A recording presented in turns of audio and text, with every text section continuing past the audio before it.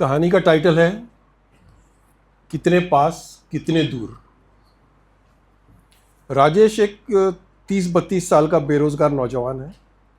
वो एक कंपनी के ऑफिस से बाहर निकल रहा है। वह यहाँ एक जॉब की इंटरव्यू के लिए देने के लिए आया था। वो मायूस है क्योंकि उसे पता है कि उसका इंटरव्यू बहुत ख़राब गया है और उसको ये जॉब नहीं मिलने वाली। वो टाइम पास करने के लिए एक बस स्टॉप पे बैठता है। कुछ देर बाद रुकता है और एक बुक स्टॉल की तरफ जाता है, न्यूज़पेपर खरीदता है। न्यूज़पेपर में एक पूरा पेज आता है जॉब वैकेंसी के एडवर्टीजमेंट का। वो न्यूज़पेपर खरीदता है और जैसे ही वो न्यूज़पेपर अपने हाथ में लेता है, उसे कुछ दूर से कुछ शोर की आवाज़ आती है। वो देखता है कि एक पॉलिटिकल पार्टी का जुलूस आ रहा है। जुलूस में बहुत पब्लिक है, कुछ पैदल चल रहे हैं, कुछ बाइक पर है, कुछ ऑटो रिक्शा में है। राजेश भी जुलूस देखने के लिए खड़ा हो जाता है। उसके सामने से जैसे ही जुलूस कुछ दूर जाता है, एक ज़ोरदार बम का धमाका होता है। लोग इधर उधर भागने लगते हैं। राजेश भी वहाँ से भागता है। भागते भागते वो एक छोटे से गार्डन के पास पहुँच जाता है। राजेश थका हुआ है, सोचता है गार्डन में कुछ देर जाकर आराम कर लूँ। गार्डन में अंदर जाता है, एक पेड़ से के नीचे बैठ जाता है। कुछ देर बैठने के बाद वो न्यूज़पेपर खोलता है जॉब्स की वैकेंसी देखने के लिए। पूरा पेज छान लेता है लेकिन उसके लायक कोई जॉब नहीं मिलती। पेपर बंद करता है, तभी उसकी नज़र पेपर के फ्रंट पेज पर जाती है। बड़ी सी हेडलाइंस में लिखा है, कल मेन रोड पर एक जुलूस में बम का धमाका, और एक फ़ोटो भी छपा है। वो न्यूज़ पढ़कर हैरान हो जाता है। सोचता है ऐसा कैसा हो सकता है, ये बम धमाका तो अभी कुछ देर पहले हुआ, तो ये खबर तो कल के अखबार में आनी चाहिए, ये न्यूज़ तो कल के अखबार में आनी चाहिए। वो कुछ समझ नहीं पाता है।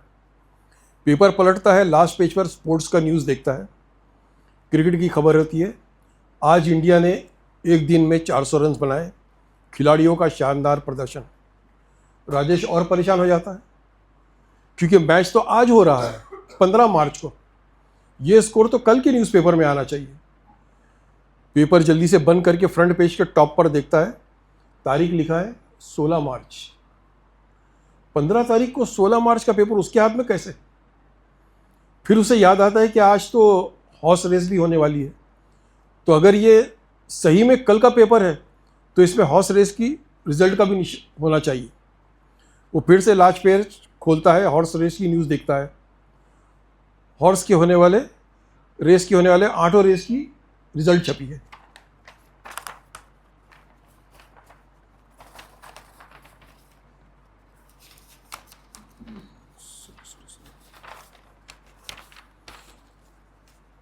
राजेश घड़ी में टाइम देखता है, 11 बज रहे हैं।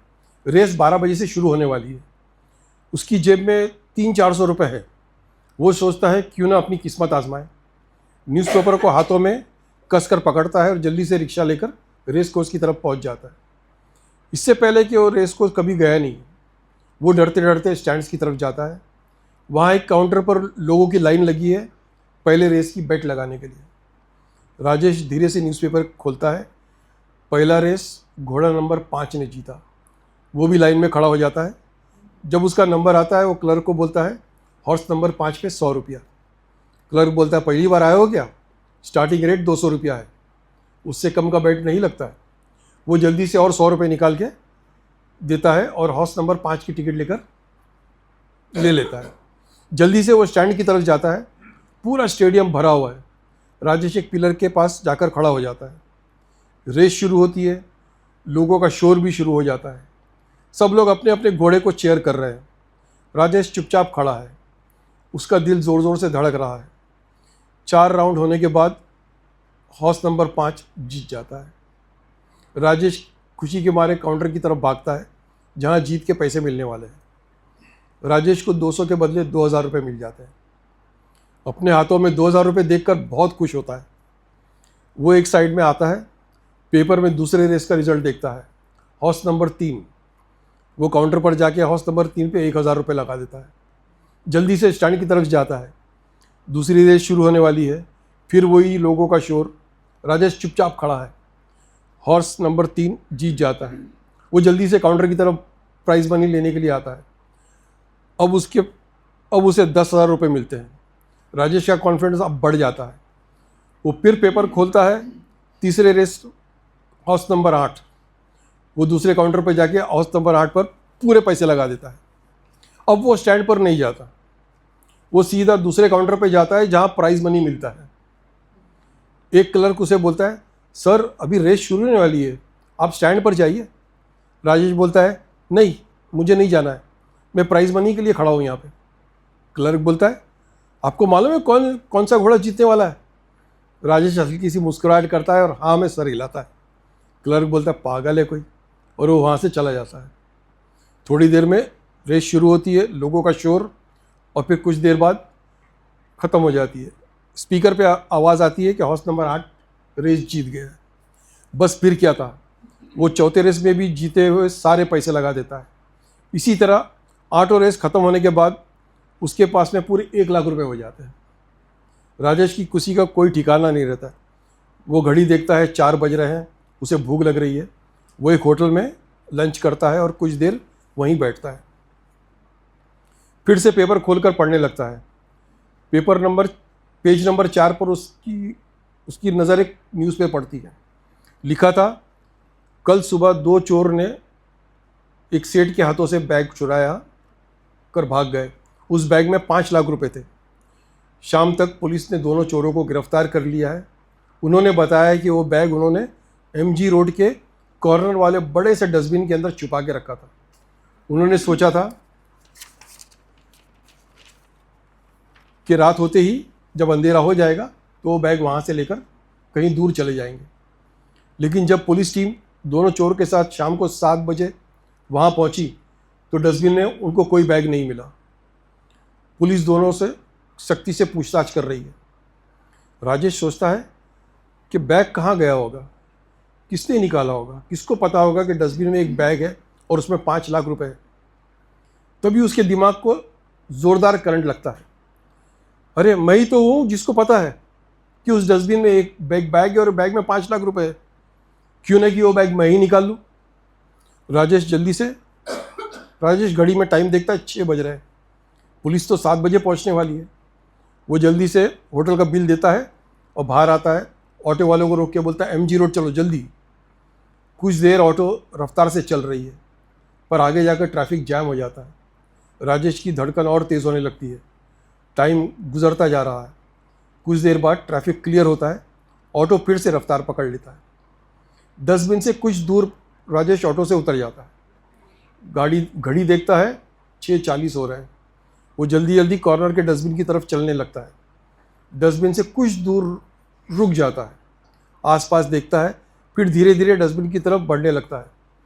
धीरे से डस्टबिन के अंदर झांकता है। एक काला सा बैग रखा है। उसकी धड़कन और तेज़ होने लगती है। टाइम देखता है, 6:45। इधर उधर देखता है, धीरे से डस्टबिन पे हाथ डाल के बैग उठाता है। बैग वजनदार है। वो जल्दी से रोड क्रॉस करता है और सामने एक रेस्टोरेंट में जाकर बैठ जाता है, जहाँ से उसे डस्टबिन साफ दिखाई देता है। घड़ी में देखता है, 6:55। एक कॉफ़ी का ऑर्डर देता है। वेटर कॉफ़ी ला के देता है। राजेश कप उठाकर जैसे ही एक गुड कॉफ़ी पीता है, उसे पुलिस की सायरन की आवाज़ सुनाई देती है। पुलिस जीप डस्टबिन के पास आकर रुक जाती है। 2 पुलिस और दोनों चोर जीप से उतरते हैं। एक चोर डस्टबिन की तरफ इशारा करता है। पुलिस वाला झांक कर डस्टबिन में देखता है, वहाँ कोई बैग नहीं। दोनों चोर भी हैरान है कि बैग कहाँ चला गया। पुलिस ने उन दोनों को वहीं पर पीटना शुरू कर दिया और जीप में बिठाकर वापस पुलिस स्टेशन की तरफ चले गए। राजेश राहत की सांस लेता है। आसपास बैठे लोगों की नज़र चुराकर वो धीरे से बैग चेन खोलता है। इतने सारे पैसे देखकर उसका सर घूमने लगता है। कुछ देर बाद वो अपने आप को संभालता है। रेस में जीते हुए 1 लाख रुपए भी वो बैग में डाल देता है। राजेश होटल से बाहर आता है। वो अपने दोस्त को फ़ोन करता है। उसे कहता है कि 8 बजे बीच पर आ जा। बीच पे एक साइड पर बड़े बड़े पत्थर जो है, वहाँ 8 बजे तक पहुँच जाना। उसका दोस्त पूछता है, क्या बात हुई है, किस लिए? वो बोलता है कि आज मैंने रेस में 1 लाख रुपए जीते। फिर बोलता है, तेरे को और एक सरप्राइज़ भी बतानी है, जब तू यहाँ आएगा तब बताऊँगा। ठीक है, 8 बजे पहुँच जाना। और वो फ़ोन काट देता है। 7:30 बजे तक राजेश बीच पे पत्थर पे जाके बैठ जाता है। कुछ देर समंदर की लहरों को देखता है, अपनी किस्मत पर नाज करता है। फिर उसका ध्यान उसके हाथ में न्यूज़पेपर पर जाती है।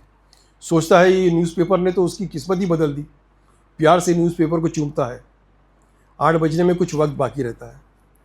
राजेश कुछ और न्यूज़ पढ़ने के लिए पेपर खोलता है। पेज नंबर 4 पर उसको एक फ़ोटो दिखाई देता है। उसे उस फोटो का चेहरा कुछ जाना पहचाना लगता है। शाम हो चुकी है, रोशनी भी कम हो गई है। थोड़े उजाले की तरफ पेपर को मोड़ता है। फ़ोटो देखते ही वो हैरान हो जाता है। वो उसी का फ़ोटो है। न्यूज़ में लिखा है, पुलिस को कल रात 8 बजे बीच पर पत्थर पर एक 30-35 साल के नौजवान की डेड बॉडी मिली। किसी ने उसको चाकू मार दिया है। आदमी का नाम राजेश श्रीवास्तव है। उसके दोस्त का कहना है कि उसके पास 1 लाख रुपए थे। पैसों के लिए किसी ने उसकी हत्या कर दी। वो जल्दी से पेपर बंद करता है। पैसों से भरा हुआ बैग अपने सीने से लगा लेता है, कस के पकड़ लेता है। सर से पसीना बहने लगता है। वो घबरा कर इधर उधर देखता है। पत्थरों पर उसके अलावा और कोई नहीं है। उसके दिल की धड़कन तेज़ होने लगती है।